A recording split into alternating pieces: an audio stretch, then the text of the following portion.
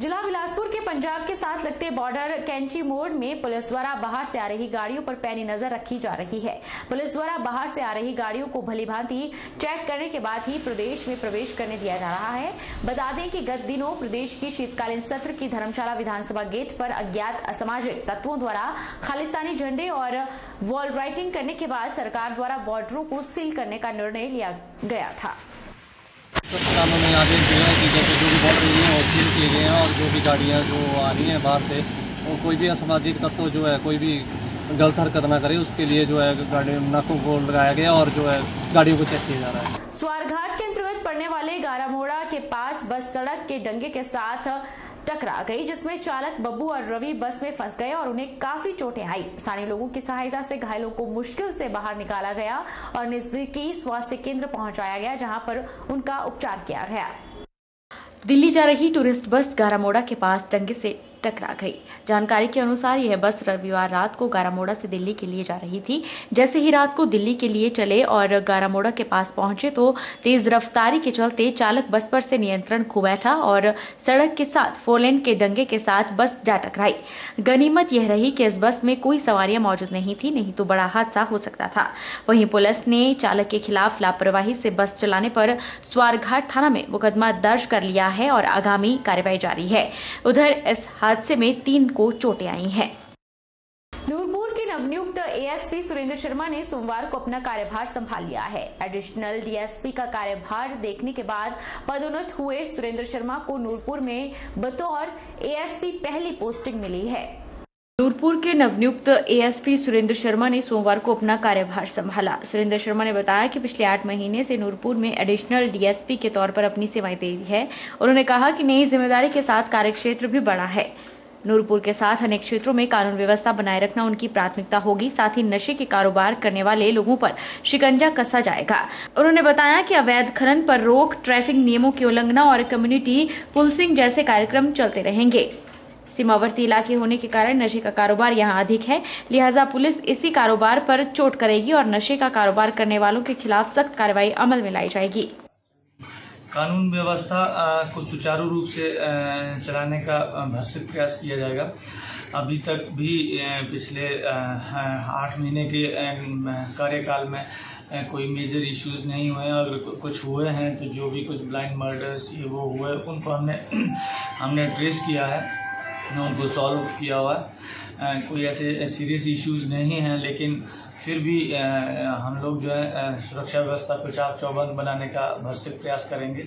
Border area है और जो भी चैलेंजेस हैं उनको अच्छे से निपटने का हमारा प्रयास रहेगा। सोमवार को मिनी सचिवालय जोगिंदरनगर में आधिकारिक बैठक में एसडीएम विशाल शर्मा ने कहा कि जोगिंदरनगर के सर्वांगीण विकास के अलावा पर्यटन को बढ़ावा देने के लिए जो प्रयास प्रशासन ने शुरू किए हैं उनमें सफलताएं के आयाम भी स्थापित हो रहे हैं। यहाँ की संस्कृति, मंदिर और ऐतिहासिक धरोहरों में लोगों की धार्मिक भावनाओं को देखते हुए स्थानीय प्रशासन जिला भाषा एवं संस्कृति विभाग के सहयोग से ऐतिहासिक धरोहरों के जीर्णोद्वार पर भी कार्य कर रहा है। एसडीएम ने बताया कि प्रशासन के यूट्यूब चैनल में महज 48 दिनों के 1 लाख से अधिक लोगों ने जोगिंदरनगर के नजारे लोकगीत को पसंद कर प्रशासन के मनोबल को बढ़ाया है। इस दौरान मिनी सचिवालय में केक काटकर जश्न भी मनाया गया। धन्यवाद करना चाहूँगा जोगिंदरनगर के लोगों का, जोगिंदरनगर की जनता का, जिन्होंने हमारा ये जो यूट्यूब पे जो हमने गाना लॉन्च किया था जोगिंदरनगर नज़ारे, उसको पसंद किया और उसको शेयर किया। और ये उन लोगों की पसंद की वजह से आज 1 लाख क्रॉस कर चुका है।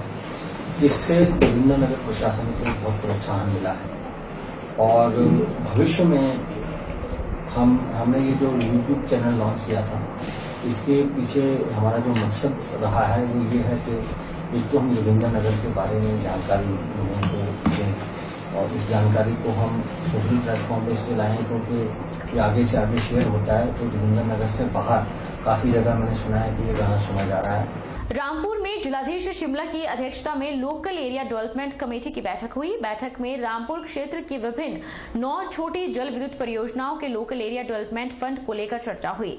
रामपुर के विधायक नंदलाल और जिला परिषद अध्यक्षा चंद्रप्रभा ने लाड़ा फंड को तर्कसंगत विकास में खर्च करने का आग्रह किया। शिमला जिले के रामपुर के ऊपरी क्षेत्रों की 9 छोटी जलविद्युत परियोजनाओं के लाडा फंड को लेकर जिलाधीश शिमला आदित्य नेगी की अध्यक्षता में बैठक हुई। बैठक के दौरान लोकल एरिया डेवलपमेंट के धन को लेकर पंचायत प्रतिनिधियों और परियोजना निर्माताओं के मध्य चर्चा हुई। बैठक में रामपुर के विधायक नंदलाल और जिला परिषद अध्यक्षा चंद्रप्रभा नेगी ने लाडा के धन को विकास में चरणबद्ध एवं गाइडलाइन के अनुसार खर्च न होने पर नाराजगी जताई।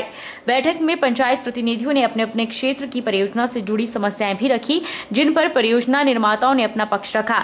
इस दौरान जिलाधीश आदित्य नेगी ने पंचायत प्रतिनिधियों को बताया कि पंचायत इस धन को विकास में खर्च करने के लिए सेल्फ बनाए, ताकि परियोजना निर्माताओं से 1% मिलने वाले लोकल एरिया डेवलपमेंट के फंड का सदुपयोग हो।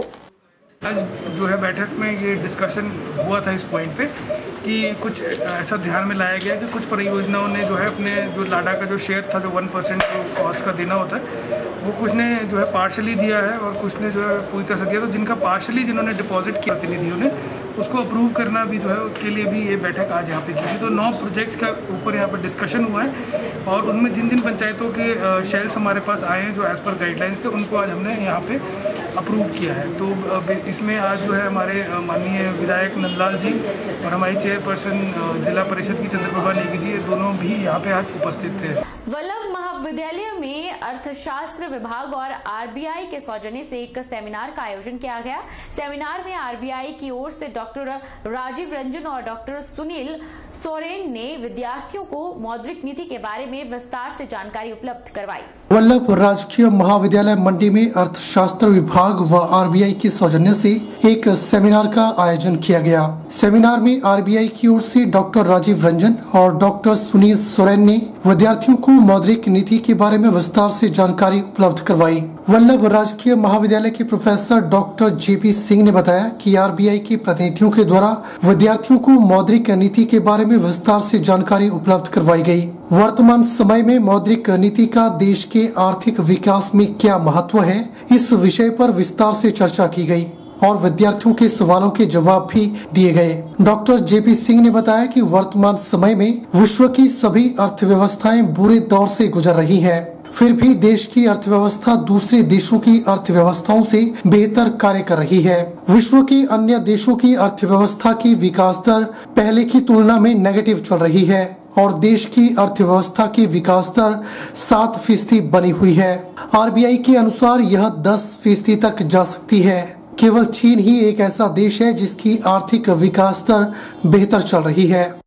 वर्तमान समय में विश्व की सभी अर्थव्यवस्थाएं बुरे दौर से गुजर रही हैं, परंतु हमारी अर्थव्यवस्था फिर भी दूसरी अर्थव्यवस्थाओं से बेहतर कार्य कर रही है और इसका जो क्रेडिट जाता है वह आरबीआई को जाता है। उन्होंने मौद्रिक नीति इतनी इफेक्टिव बनाई है जिससे हमारा एम्प्लॉयमेंट, हमारा इन्वेस्टमेंट, हमारा आउटपुट और हमारा इनकम का जो ग्रोथ रेट है वो दूसरी अर्थव्यवस्थाओं से काफ़ी अधिक है। विश्व की अर्थव्यवस्थाओं में आजकल नेगेटिव ग्रोथ चल रहा है। मीन्स के विश्व की अर्थव्यवस्थाएं पहले जो वर्ष है उनसे कंपेयर किया जाए उनका ग्रोथ रेट तो नेगेटिव में जा रहा है, लेकिन हमारी जो अर्थव्यवस्था है उसका जो ग्रोथ रेट है वो लगभग 7% के आसपास बना हुआ है और आरबीआई यह उम्मीद कर रहा है कि आने वाले समय में यह 10% के लगभग रहेगा, जो विश्व की अर्थव्यवस्थाओं से बहुत अधिक है।